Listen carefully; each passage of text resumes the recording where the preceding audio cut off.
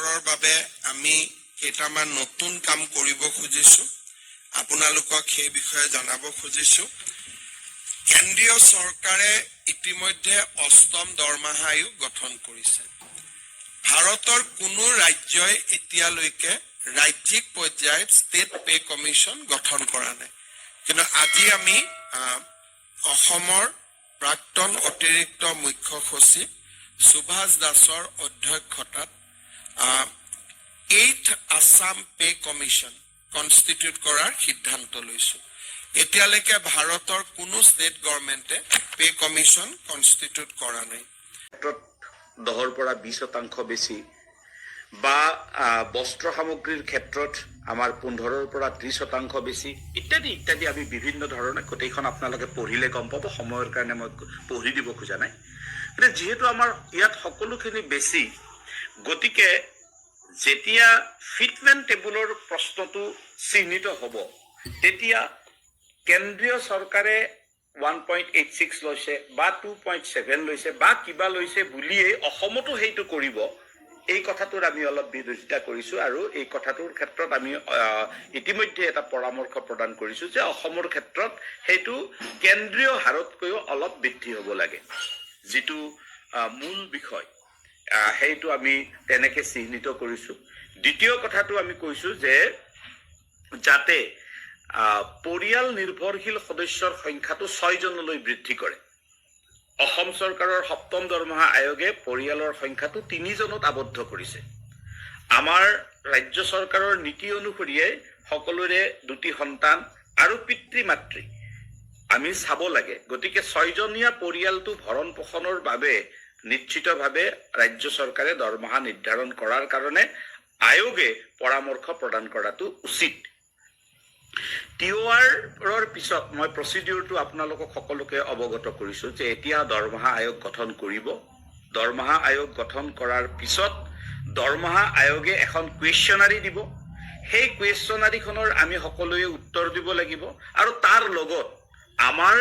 নিজস্ব যিবোৰ আমাৰ ডিমান্ড থাকিব সেই ডিমান্ডবোৰ আমি তাত সংলগ্ন কৰিব লাগিব যুক্তিসহ সেইখিনিৰ কাৰণে আমাৰ হাতত অকমান সময় আছে আৰু দ্বিতীয় প্ৰসংগটো হ'ল সকলোতকৈ বেছিকৈ উত্থাপিত হোৱা প্ৰসংগ এটা এটো হ'ল যে হেডমাষ্টাৰৰ পোষ্ট কি হ'ব 8700 কি হ'ব নিশ্চিতভাৱে আমি আমাৰ গ্ৰেড পে সম্পৰ্কীয় বিষয়টো আমি উপস্থাপন কৰিবলৈ যাওঁতে ষষ্ঠ দৰমহা আয়োগত পঞ্চম দৰমহা আয়োগত সপ্তম দৰমহা আয়োগত যেনেকৈ সন্মিলনীয়ে এই বিষয়টো উপস্থাপন কৰিছে একে ধৰণে ইয়াক উপস্থাপন কৰিব মই শিক্ষাবৰ্ষ সম্পৰ্কে যোৱাৰ আগতে অন্যান্য বুলি এটা শব্দ লিখিছিল তাৰ ৰেফাৰেন্সত কৈছো মই আজি এগৰাকী শিক্ষকৰ লগত শিক্ষক বন্ধুৰ লগত এই বিষয়ত কথা পাতিছিল 8700 প্ৰসংগত তেওঁক মই সুধিছিল যে মানে আমি কথা পাতোতে কথা প্ৰসংগতে মই সুধিছিল মই নাম ক'ব খোজা নাই যে এই যে আমি 8700 টকাটো পাইছো এটো আমাৰ গ্ৰেজুৱেট গ্ৰেড পে নহয় নেকি তেওঁ কি কৈছে পিছলৈ প্ৰথমতে নহয় বুলিয়ে কৈছিল পিছলৈ যেনিবা ক'লে যে হয় এটা কথাটো হ'ল তেখেতক মই সুধিছিল যে আমি কেনেকৈ পালো তেখেতে ক'লে যে 2012 চনৰ পৰা যেহেতু শিক্ষকৰ বৃত্তিত প্ৰাথমিক শিক্ষকৰ বৃত্তিত নিয়োগ কৰিবৰ কাৰণে 50% অৰ গ্ৰেজুৱেট বুলি কোৱা হৈছে গতিকে আমি তেতিয়াৰ পৰা আমি গ্ৰেজুৱেট গ্ৰেড পে পাইছো মই তেখেতক ইতিমধ্যে বুজাই কৈছো আৰু এই লাইভৰ জৰিয়তে যিসকলে তেনেকে ভাবে তেখেতসকলক ক্লিয়াৰ হোৱাৰ কাৰণে কৈছো যে আমি প্ৰাথমিক বিদ্যালয়ত কাম কৰি থকা স্নাতক শিক্ষকসকলে ষষ্ঠ দৰমহাৰ পৰাই আমি স্নাতক হিচাপে আমি এটা মান্যতা পাই আহিছো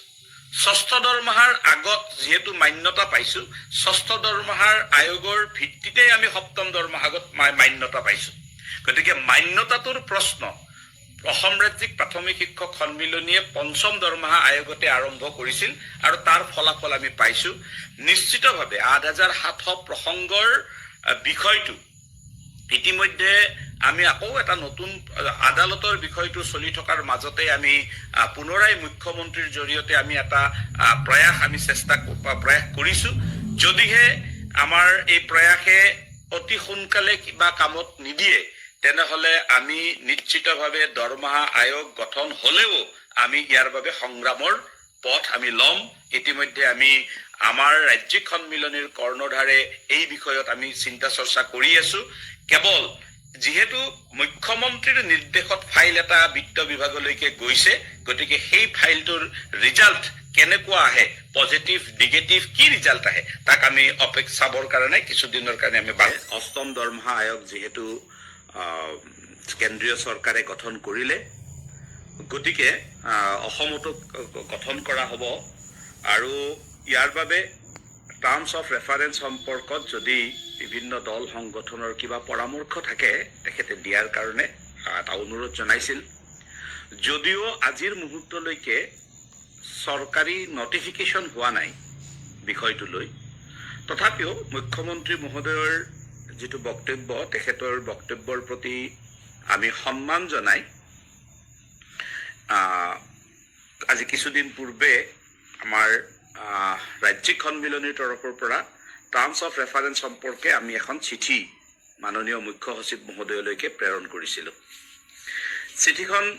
আমাৰ সতীৰ্থসকলে পঢ়া শুনা কৰাৰ পিছত ছ'চিয়েল মিডিয়ালৈকে আনিছিল, আৰু ছ'চিয়েল মিডিয়ালৈকে অনাৰ পিছতেই বিভিন্নজনে বিভিন্ন ধৰণৰ কমেণ্ট প্ৰকাশ কৰিছিল।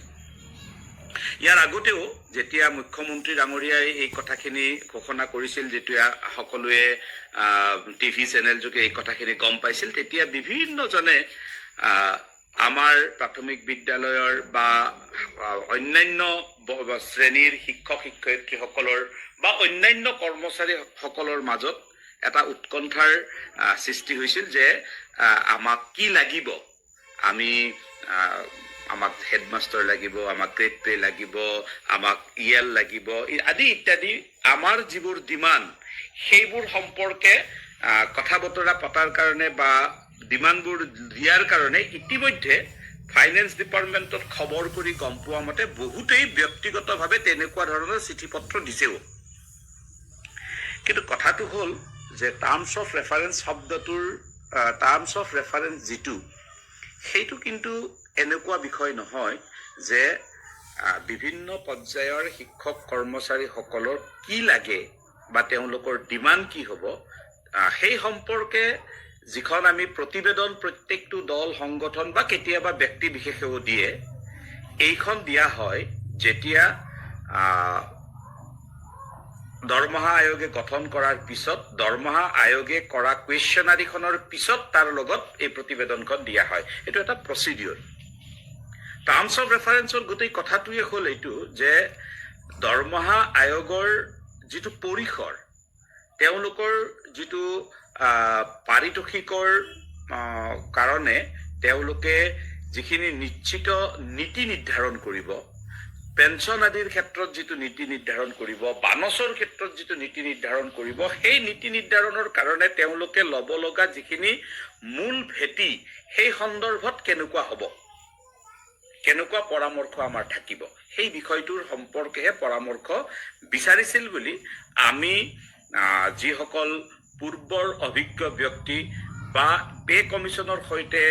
আগতে যিসকলে কাম কৰিছে তেখেতসকলৰ লগত আমি পৰামৰ্শ কৰি আমি জানিব পাৰিছোঁ।